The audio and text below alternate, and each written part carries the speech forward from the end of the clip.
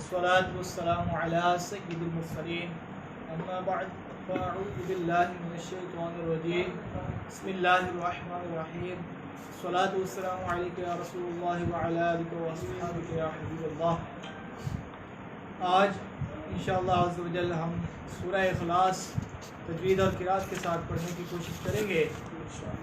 الحمدللہ اس سے پہلے ہم نے ثنا، اس کے بعد تعوذ، تسمیہ اور سورہ فاتحہ تجوید کے ساتھ پڑھنے کی کوشش کی، اور آج انشاءاللہ عز و جل ہم سورہ اخلاص پڑھیں گے۔ سب سے پہلے میں پڑھوں گا، نہایت توجہ کے ساتھ سماعت فرما لیجیے، اس کے بعد انشاءاللہ اس کے ہجے کر کے اس کو پڑھنے کی کوشش کریں گے۔ اعوذ باللہ من الشیطان الرجیم، بسم اللہ الرحمن الرحیم۔ قل هو اللہ احد اللہ الصمد لم یلد ولم یولد ولم یکن له کفوا احد۔ آئیے اب اس کے ہجے کر کے پڑھ لیتے ہیں۔ قاف لام پیش قل، قاف لام پیش قل۔ یہ قاف حروف مستعلیہ میں سے ہے، اس کو ہم نے پوری آنی موٹا پڑھنا ہے۔ قاف لام پیش قل، قاف لام پیش قل۔ ہا پیش ہو، ہا پیش ہو، واو لام زبر ول، واو لام زبر ول، ہول ہول لام کھڑا زبر لا، لام کھڑا زبر لا، هو اللہ هو اللہ هو اللہ هو اللہ۔ ہا پیش ہو، ہا پیش ہو، هو اللہ هو اللہ۔ اب اللہ کا نام ہے، اس سے پہلے زبر ہے تو اللہ کا نام اس کو ہم نے پوری آنی موٹا پڑھنا ہے۔ هو اللہ هو اللہ، قل هو اللہ قل هو اللہ۔ حمزہ زبر ا، حمزہ زبر ا۔ اب دیکھیں یہاں پر احد ہے لکھا ہوا، احد لکھا ہوا ہے، کہ وقف کریں گے تو دال ساکن ہو جائے گا۔ جیسے کہ پہلے بھی آپ کو بتایا تھا، کلمے کے آخری حرف پر زبر، زیر، پیش، دو زیر، دو پیش، کھڑا زیر یا الٹا پیش ہو تو وقت میں اس آخری حرف کو ساکن کر دیتے ہیں۔ تو آخری حرف دال ہے، دال کے اوپر دو پیش ہیں، دو پیش ہم اس کو کیا کر دیں گے؟ ساکن کریں گے۔ اور یہ حروف قلقلہ میں سے بھی ہے، دال حروف قلقلہ میں سے ہے، تو جب ساکن ہو جائے گا تو اس میں قلقلہ بھی خوب ظاہر ہوگا۔ ہم نے ہا کو دال کے ساتھ ملانا ہے۔ ہا دال زبر حد، حا دال زبر حد، احد احد۔ قل هو اللہ قل هو اللہ احد احد، قل هو اللہ احد قل هو اللہ احد، قل هو اللہ احد قل هو اللہ احد، هو احد هو احد، هو احد هو احد، قل هو اللہ احد۔ قل هو اللہ احد۔ اس میں اللہ کا جو ہا ہے یہاں پر، اس کا مخرج ہے حلق کے نیچے والے حصے سے، کیونکہ یہ گول ہا ہے، اور دوسرا احد، اس میں جو ہا ہے اس کا مخرج کیا ہے؟ حلق کے درمیان والے حصے سے۔ تو اس میں آپ نے اس کی ادائیگی کا خاص خیال رکھیں۔ قل هو اللہ احد، قل هو اللہ احد، احد احد۔ حمزہ لام زبر ال، حمزہ لام زبر ال، لام کھڑا زبر لا، لام کھڑا زبر لا، اللہ، ہا پیش ہو، ہا پیش ہو، اللہ، اللہ، اب دیکھیں ہم نے ہا کو صاد کے ساتھ ملانا ہے، ٹھیک ہے، ہا کو ہم پہلے صاد کے ساتھ ملا لیتے ہیں، پھر اس کو پڑھتے ہیں ہا صاد پیش حس، ہا صاد پیش حس، اللہ اللہ صاد زبر صا، صاد زبر صا، اللہ صا، اللہ صا۔ اگر اسی طرح دیکھ لیں آخر پہ یہ دال آ رہا ہے تو دال بھی وقت میں کیا ہوگا؟ ساکن، تو میم کے اوپر جو زبر ہے اس کو ہم نے دال کے ساتھ ملانا ہے، میم دال زبر مد، میم دال زبر مد، اللہ الصمد، اللہ الصمد، اللہ الصمد، اللہ الصمد۔ صاد حروف مصریہ میں سے ہے، اس میں سٹی کے بعد بھی آئے گی اور اس کو پور یعنی موٹا بھی پڑھیں گے، اللہ الصمد، اللہ الصمد۔ لام میم زبر لم، لام میم زبر لم، یا زبر یا، یا زبر یا، لم یا، لم یا، لام دال زیر لید، لام دال زیر لید، لم یلد۔ لم یلد۔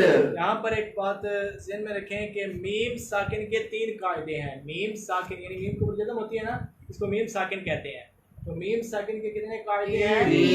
3 قاعدے ہیں۔ نمبر 1 اخفاء شفوی، نمبر 1 اخفاء شفوی، نمبر 2 ادغام شفوی، اور نمبر 3 اظہار شفوی۔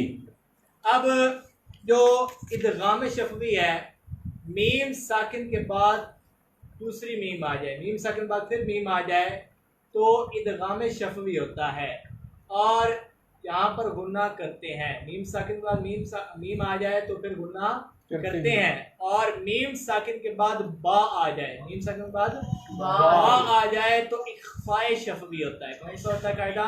اخفاء شفوی۔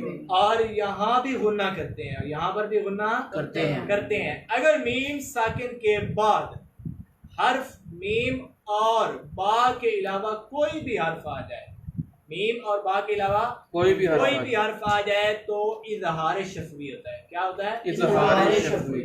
تو یہاں پر غنہ نہیں کرتے، میم ساکن کو ظاہر کر کے پڑھتے ہیں، یہاں غنہ نہیں کریں گے۔ غنہ کا بتایا تھا نا آپ کو، غنہ کسے کہتے ہیں، غنہ کی مقدار کیا ہوتی ہے؟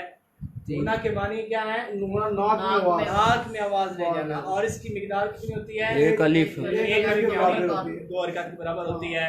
تو یہاں پر غنہ نہیں کریں گے کیونکہ میم ساکن کے بعد یا آ گیا ہے، میم ساکن کے بعد یہاں پر اظہار شفوی کا قاعدہ ہے، تو اس لیے یہاں پر غنہ نہیں کریں گے، یعنی کہ تھوڑا سا رک جائے تو غنہ ہو جائے گا، ہم نے رکنا نہیں ہے یہاں پر۔ لم یلد، لم یلد، واو زبر وا، واو زبر وا، لام میم زبر لم، لام میم زبر لم، ولم، ولم، یا واو پیش یو، یا واو پیش یو، ولم یو، ولم یو، لام دال زبر لد، لام دال زبر لد، ولم یولد۔ ولم یولد۔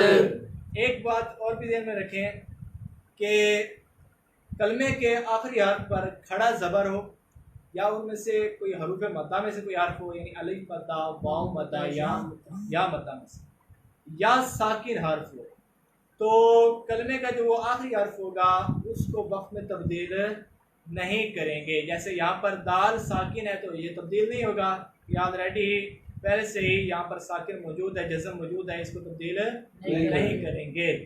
لم یلد، لم یلد، ولم یولد، ولم یولد، لم یلد ولم یولد، لم یلد ولم یولد، واو زبر وا، واو زبر وا، لام میم زبر لم، لام میم زبر لم، ولم، ولم، یا زبر یا، یا زبر یا، ولم یا، ولم یا، کاف نون لام پیش کل، کاف نون لام پیش کل۔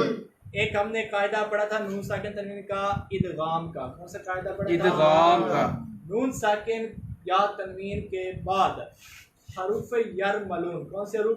یرملون. یرملون میں سے کوئی حرف آ جائے تو ادغام یرملون ہوتا ہے. کون سا ہوتا ہے قاعدہ؟ ادغام یرملون. اب یہ دو طرح کا ہوتا ہے. اگر نون ساکن یا تنوین کے بعد یہ حروف یرملون 6 ہیں، یرملون یا را میم لام واو نون، اسی کو الگ الگ کر لیں یرملون کو تو یہ الگ الگ حرف جو بنتے ہیں یہی 6 حروف ہیں. یرملون یا رام میم لام واو نون. اچھا نون ساکن یا تنوین کے بعد را یا لام آ جائے، حروف یرملون میں سے را یا لام آ جائے تو ادغام ہوتا ہے لیکن غننے کے بغیر. ادغام ہوتا ہے غننے کے بغیر. ادغام کا مطلب ہوتا ہے ملانا. ادغام کا مطلب ہوتا ہے ملانا. اب یہاں پر ہم کاف کو ہم نے پڑھا ہے اور نون ساکن ہے، اس کے بعد لام آیا ہے تو ہم نے نون ساکن کو ہجے کرتے وقت ادا کرتے ہوئے کاف کو لام سے جا ملائیں گے اور اس میں غنہ نہیں ہوگا، اور اس میں غنہ نہیں ہوگا. کاف نون لام پیش کل، کاف نون لام پیش کل. ولم یکل، ولم یکل. لام زبر لا، لام زبر لا. ولم یکل لا، ولم یکل لا. ہا الٹا پیش ہو، ہا الٹا پیش ہو. ولم یکل لہ، ولم یکل لہ. ولم یکل لہ، ولم یکل لہ. کاف پیش کو، کاف پیش کو. فا پیش فو، فا پیش فو. کفو، کفو.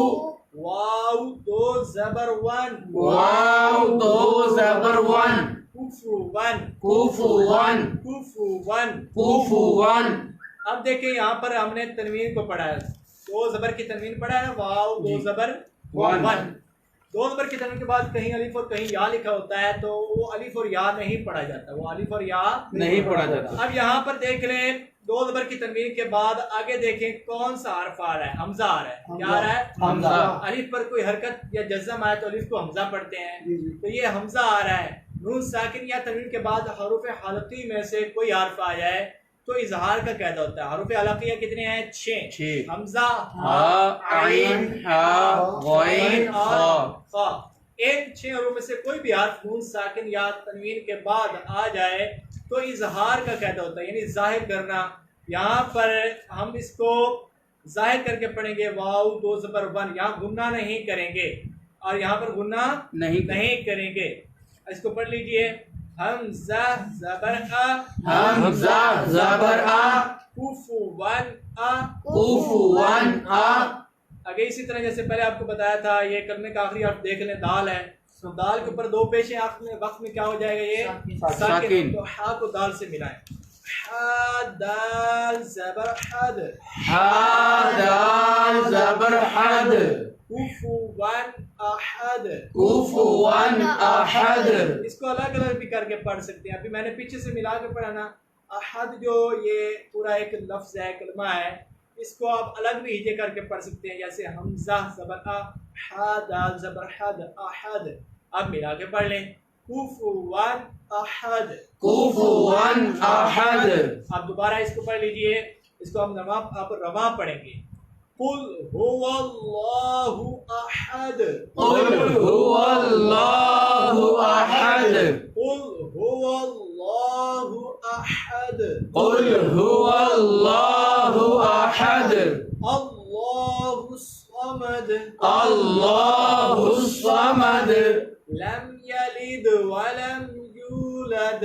لم يلد ولم يولد. ولم يكن له ولم يكن له كفوا احد. كفوا احد. ولم يكن له ولم يكن له كفوا احد. كفوا احد. جی ابھی ہمارے حنزلہ بھائی سنائیں گے، توجہ کے ساتھ تمام سبھی سنیے گا. بسم اللہ الرحمن الرحیم. قل هو اللہ احد اللہ الصمد لم یلد ولم یولد ولم یکن له کفوا احد۔ سبحان اللہ۔ یہ ابھی انشاءاللہ ہمارے زنیر بھائی سنائیں گے۔ بسم اللہ قل هو اللہ احد اللہ الصمد لم یلد ولم یولد ولم یکن له کفوا احد۔ یہاں پر جو دال ہے نا یہ آخر میں ساکن ہے، دال کیا ہو گیا؟ ساکن۔ اس میں قلقلہ کی آواز خوب آئے گی، جب یہ حروف قلقلہ ساکن ہوتے ہیں تو ان میں آواز خوب آئے گی۔ جو قلقلہ کی آواز ہے یہ خوب آتی ہے۔ قلقلہ کے معنی جنبش اور حرکت کے ہیں، جب ان حروف کو ادا کرتے ہیں نا قاف طا با جیم دال، جب یہ ساکن ہوتے ہیں تو ان میں آواز دوبارہ لوٹتے ہوئے معلوم ہوتی ہے، ٹھیک ہے۔ اب اس کو ہم نے آج پڑھا ہے، سورہ اخلاص کو یہ نماز میں پڑھی جاتی ہے اکثر، تو اس کو اچھی طرح اس کو بار بار پڑھیں، ہجے کر کے پڑھیں، روا پڑھیں، اس کی بار بار پریکٹس کریں، انشاءاللہ یہ درست ادائیگی کے ساتھ آپ ادا کر سکیں گے۔ اللہ پاک ہم سب کو سیکھنے کے بعد اس پر عمل کی توفیق عطا فرمائے۔ آمین۔ آمین۔